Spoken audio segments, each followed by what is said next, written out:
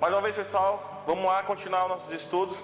Agora é o seguinte, nós vamos começar a nova unidade, a unidade 3, onde nós vamos entrar numa nova parte da física, que é a dinâmica. Bom, até o momento, nós lá na cinemática não nos preocupamos com o que causava o movimento em si. E lá nós definimos nas unidades anteriores o movimento uniforme, que era um movimento de velocidade constante. E na cinemática, se nós imaginarmos variar essa velocidade constante em um primeiro momento, imediatamente nós definimos uma nova grandeza que é chamada de aceleração, beleza? Mas o que causa essas mudanças de movimento? Então, um corpo ele só vai poder mudar a sua velocidade, alterar o seu estado de movimento através de uma grandeza. E que grandeza é essa?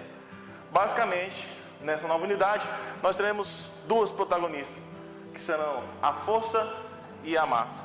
E aí eu quero que você anote aí no seu caderninho o conceito de força. O que é força? Força nada mais é que uma grandeza física, é uma interação entre os corpos capaz de deformar ou variar a velocidade de um corpo.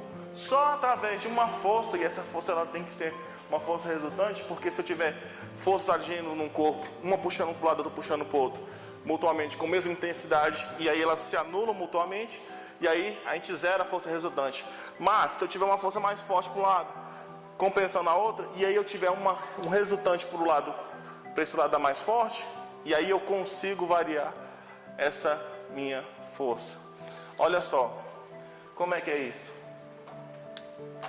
Imagine aqui que eu tenho um bloquinho apoiado sobre uma superfície. Tudo bem? E aí eu tenho uma força FA para cá. Essa força FA é mais intensa que essa segunda força aqui, FB. Então, se eu fizer uma interação entre essas duas forças, a gente vai calcular a resultante. O cálculo da resultante é dado pela soma vetorial das duas, que vai ser FA menos FB. Eu vou ter uma força resultante apontando nessa direção aqui, ó, a direção de FA, já que FA é muito maior que FB. E a essa resultante que vai ser responsável por botar o meu bloquinho, que poderia estar parado ou em uma velocidade constante, mas vai variar a sua velocidade, vai mudar o seu estado de movimento. Tudo bem? Vamos entender esse processo aí? Vamos colocar valores numéricos para FA e para FB.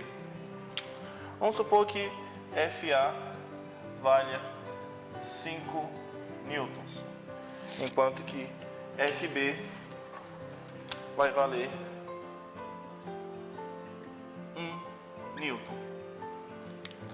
Então, numericamente, isso vai ficar igual a FA 5 menos 1, que vai dar 4 newtons.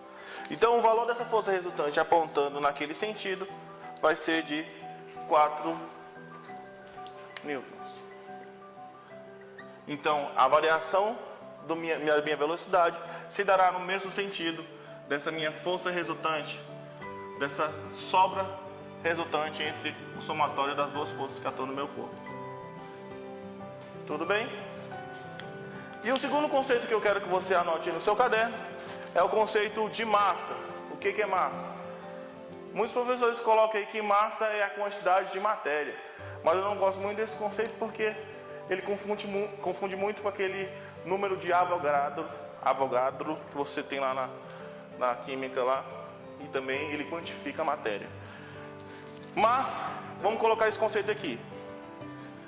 Massa é a medida de quanto um corpo pode resistir à mudança de sua velocidade.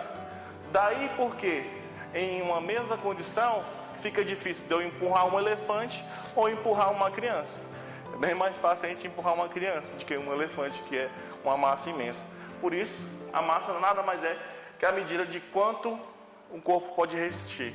Então, quanto mais massivo é o corpo, mais difícil a gente consegue variar o seu estado de movimento. E quanto menos massivo, mais fácil é colocar esse corpo em movimento. Tudo bem? Então, isso aí é uma parte introdutória e conceitual dessa nossa unidade. E aí vocês vão assistir esse vidinho e mandar bala nos próximos exercícios. Até mais!